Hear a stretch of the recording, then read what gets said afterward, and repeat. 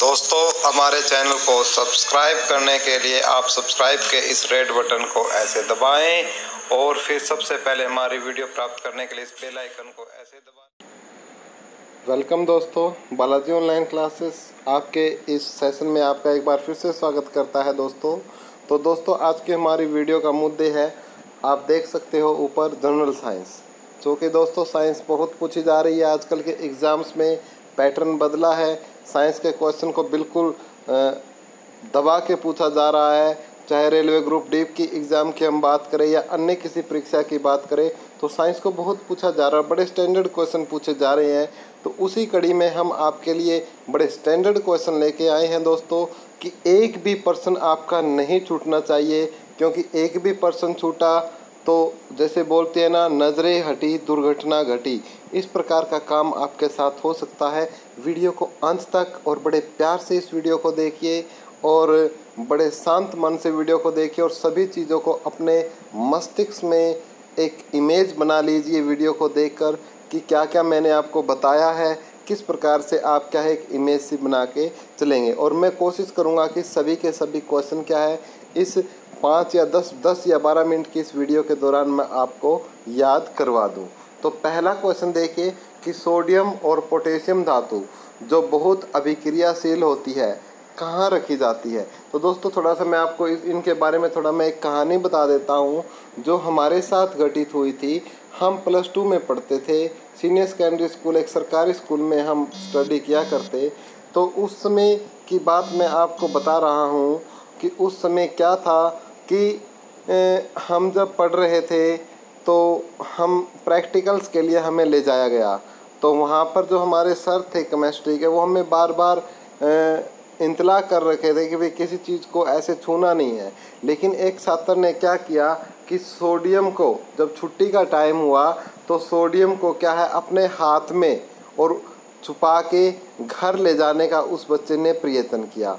तो बड़ी ही आक्रामक चीज़ वहाँ घटित हुई कि वो बच्चा वहाँ से क्लास के जो प्रैक्टिकल्स रूम से जो गेट था, हमारा एग्जिट गेट था, वहीं तक पहुँचा था कि उसने जेब के अंदर अपना हाथ डाल रखा था।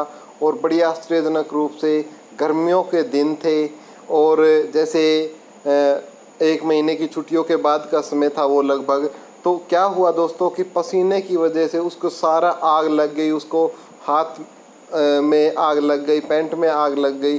तो बड़े ही आश्चर्यचकित हुए सब कि ये क्या हुआ।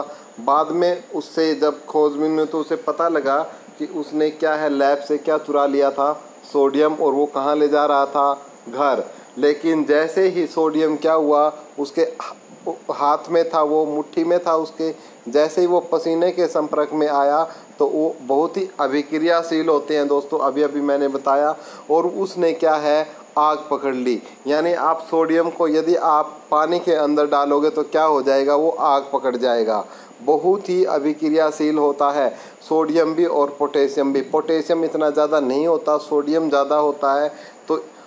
तो इसलिए उसको कहाँ रखा जाता है, मिट्टी के तेल में रखा जाता है ताकि वो आग ना पकड़े। कहाँ पर रखा जाता है, इसलिए उसको मिट्टी के तेल में। तो दोनों के दोनों क्या है, अभिक्रियाशील है। तो दोस्तों, उम्मीद करता हूँ कि सोडियम और पोटेशियम को आप हमारी इस कहानी के माध्यम से कभी नहीं भूलेंगे। जो हमारे साथ वास्तविकता में हमने देखा और जो हमें बताया गया, मैं वही आपको बता रहा हूँ। तो उम्मीद करता हूँ कि सोडियम और पोटेशियम के बारे में आप जान चुके होंगे कि दोनों ही बहुत ही ज़्यादा क्रियाशील होते हैं, बहुत ही ज़्यादा रिएक्टिंग होते हैं, बहुत ही ज़्यादा रिएक्शन शो करते हैं, रिएक्टिविटी शो करते हैं। इसीलिए इनको किस में रखा जाता है, मिट्टी के तेल में रखा जाता है। दोस्तों बोलो, क्लियर है क्या कंसेप्ट? उम्मीद करता हूँ क्लियर होगा। नेक्स्ट चलते हैं क्वेश्चन नंबर 2 पर। धमनियों का मुख्य कार्य क्या है? तो धमनियों का जो मुख्य कार्य है वो है ऑक्सीजनेटेड रक्त हृदय से शरीर के विभिन्न हिस्सों में ले जाना। जो ऑक्सीजन है उसको हृदय से शरीर के विभिन्न हिस्से में ले जाना किसका काम है? धमनियों का। यानी ऑक्सीजन को वाया हार्ट पहुंचाना, ट्रांसपोर्टिंग करना अलग अलग पार्ट्स में, ये किसका काम है? हमारे शरीर में धमनियों का। ठीक है। नेक्स्ट है, ठंडी हवा जो भूमि से समुद्र की ओर चलती है क्या कहलाती है? ठंडी हवा जो भूमि से समुद्र की तरफ चलती है उसको बोलते हैं थल समीर। कौन सा समीर? थल समीर। वो ठंडी हवा जो समुंदर भूमि से समुंदर की ओर चलती है। कौन से कहाँ चलती है? भूमि से, और किसकी तरफ? समुंदर की तरफ। भूमि से समुंदर की तरफ चलते हैं उसको क्या बोलते हैं? थल समीर। कौन सी समीर बोलते हैं? थल समीर। नेक्स्ट है, कौन सा ग्रह पूर्व से पश्चिम की ओर परिक्रमा करते हैं? पूर्व से पश्चिम। देखो ये होती है दोस्तों उत्तर, ये होता है उत्तर, ये होता है दक्षिण, ये होता है पूर्व, और ये होता है पश्चिम। तो बताना है आपको कौन सा ग्रह पूर्व से पश्चिम की ओर, पूर्व से पश्चिम की ओर क्या करते हैं? क्या करते हैं दोस्तों? परिक्रमा करते हैं। तो वो है आपके शुक्र और अरुण। पूर्व से पश्चिम की ओर कौन से ग्रह परिक्रमा करते हैं? शुक्र और अरुण। कौन से अरुण? अरुण के साथ कौन सा उसका भाई? शुक्र। नेक्स्ट दोस्तों, नेक्स्ट क्वेश्चन है कि एक बल्ब में एक पतला तार होता है जो जलता है। जब उसमें धारा प्रवाह होता है तो उसको क्या कहते हैं? भाई बल्ब के अंदर देखना आप, उसको फिलामेंट बोला जाता है। एक बिल्कुल पतला सा तार होता है और वो किसका बना हुआ होता है दोस्तों? टंगस्टन का बना हुआ होता है। और जैसे ही लाइट का प्रवाह, धारा का प्रवाह, करंट का प्रवाह उसके अंदर से होता है तो वो क्या है? जलने लगता है। और उसके परिणाम स्वरूप क्या है? उससे हीट एनर्जी के रूप में हमें लाइट एनर्जी मिलती है। क्लियर है दोस्तों? और हीट एनर्जी कैसे मिलती है? कभी आप जलते हुए 100 वाट के बल्ब को छू के देखना, 200 वाट के बल्ब को छू के देखना, आपको पता लग जाएगा कि एनर्जी उसमें से निकलती है या नहीं निकलती है। अभी के अभी एक बल्ब लो 100 वाट का या 200 वाट का, और उसे 1-2 मिनट के बाद जगाओ और फिर उसको छू के देखो। अभी करके देखो, ये प्रैक्टिकल फटाफट आपको पता लगेगा। नेक्स्ट है, वह लघुत्तम समय अंतराल, लघुत्तम यानी कम से कम समय अंतराल जिसे सामान्य रूप से उपलब्ध घड़ियों से मापा जाता है तो होता है भाई 1 सेकंड। कितना होता है वो भाई? 1 सेकंड होता है। और जो सेकंड है मेरे प्यारे मित्रों, SI यूनिट होती है किसकी? टाइम की। किसकी यूनिट होती है? SI टाइम की। देखो टाइम फंडामेंटल यूनिट्स की मैं बात करूं, फंडामेंटल यूनिट्स जिसे बोलते हैं, कौन सी यूनिट भाई? फंडामेंटल। 3 होती है भाई। एक तो मास होती है, मास को किस में मापते हैं? किलोग्राम में मापते हैं। एक होती है भाई लेंथ, लेंथ को किस में मापते हैं भाई? मीटर में मापते हैं। और भाई एक होता है टाइम, टाइम को किस में मापते हैं भाई?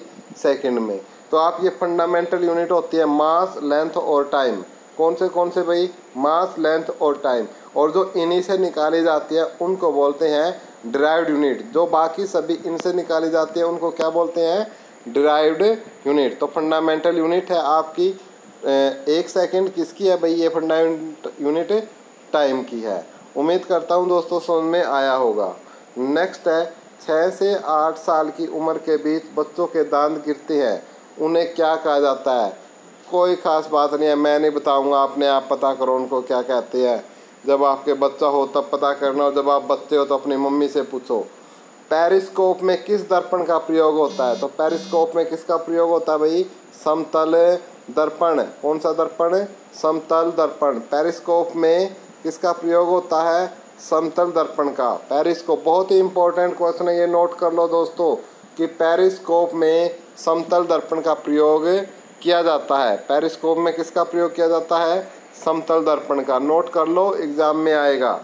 नेक्स्ट है अगला प्रश्न, घास में मौजूद एक विशेष प्रकार का कार्बोहाइड्रेट जिसे मानव द्वारा पचाया नहीं जा सकता, उसको क्या कहते हैं? यानी घास के अंदर एक विशेष प्रकार का क्या पाया जाता है?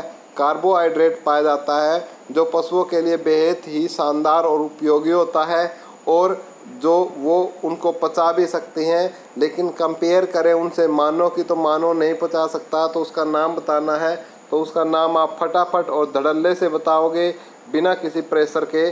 सेल्यूलोस। क्या है उसका नाम? है सेल्यूलोस। कौन सा लोस?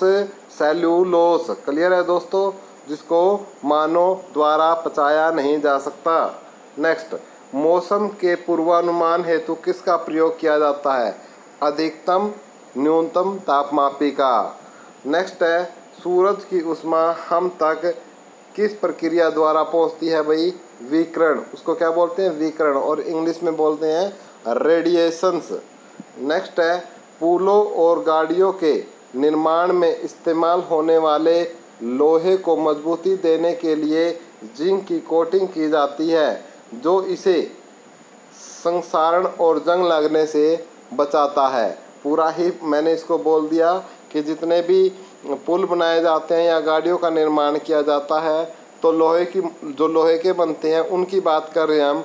उनके ऊपर एक जिंक की कोटिंग की जाती है जो उनको किससे कोरोजन और जो जंग लगना है, संक्षारण और उनके जंग लगने से उनको बचाता है। और ये भी पूछ सकता है कि इस प्रक्रिया को क्या कहते हैं। यदि ये पूछ ले कि इस प्रक्रिया को क्या कहते हैं तो इसको बोलते हैं गैल्वेनाइजेशन। ठीक है, गैल्वेनाइजेशन बोलते हैं इस प्रक्रिया को। क्लियर है दोस्तों। नेक्स्ट देखते हैं नेक्स्ट पर्सन। टॉर्च में किस दर्पण का प्रयोग होता है? टॉर्च में किस दर्पण का प्रयोग होता है? तो टॉर्च में होता है भाई अवतल दर्पण। कौन सा दर्पण भाई? अवतल दर्पण। टॉर्च में किस प्रकार का दर्पण होता है भाई? अवतल दर्पण। नेक्स्ट, ज्वलनशील पदार्थ बड़ी शीघ्रता से आग पकड़ते हैं। ये गलत है, थोड़ा सा आप ठीक कर लो, ये आग है। ठीक है, सीने में आग लगी है इसके। ज्वलनशील पदार्थ बड़ी शीघ्रता से आग पकड़ते हैं, ऐसा इसलिए क्योंकि उनमें प्रज्वलन ताप कम होता है। क्या होता है भाई? प्रज्वलन ताप कम होता है और इसलिए वो क्या है, बहुत जल्दी आग पकड़ते हैं। नेक्स्ट पर्सन देखिए, बड़ा शानदार पर्सन है। जब मृदा में बालू के बड़े कणों का ज़्यादा अनुपात रहता है तो उसे क्या कहते हैं?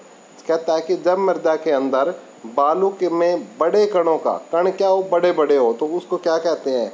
तो उसको बोला जाता है बलुई मिट्टी। कौन सी मिट्टी? बलुई मिट्टी। जब कण बड़े बड़े हो तो उसको क्या बोलते हैं? बलुई मिट्टी। नेक्स्ट, WWTP की फुल फॉर्म आपको बतानी है। WWTP, तो पहले W से वेस्ट, दूसरे W से वाटर, T से ट्रीटमेंट और P से प्लान। तो WWTP की फुल फॉर्म होती है waste water treatment plant. Waste water treatment plant. Next, विद्युत प्रतिरोध को किस में मापा जाता है भाई? ओम में मापा जाता है। विद्युत प्रतिरोध को किस में मापा जाता है? ओम में। ओम का जो सिंबल होता है दोस्तों, ये होता है ओम का सिंबल। क्लियर है दोस्तों? ये किसका सिंबल होता है? ओम का। जैसे फॉर एग्जांपल आपको लिखे ऐसे लिखा मिल जाए, ये इसका मतलब क्या है? प्रतिरोध कितने का है? 1 ओम का है। यदि कहीं ये लिखा मिल जाए इस प्रकार से तो इसका मतलब क्या है? प्रतिरोध कितना है उसका? तार का 20 ओम। अब थोड़ा सा एक पर्सन हमारे दिमाग में ये भी आता है कि भाई ये प्रतिरोध होता क्या है? आता है ना भाई ये क्वेश्चन कहीं ना कहीं, ये प्रतिरोध होता क्या है? तो थोड़ा सा मैं आपको बता देता हूँ। जैसे आपके पास फॉर एग्जांपल चार्जर है, आपके पास चार्जर।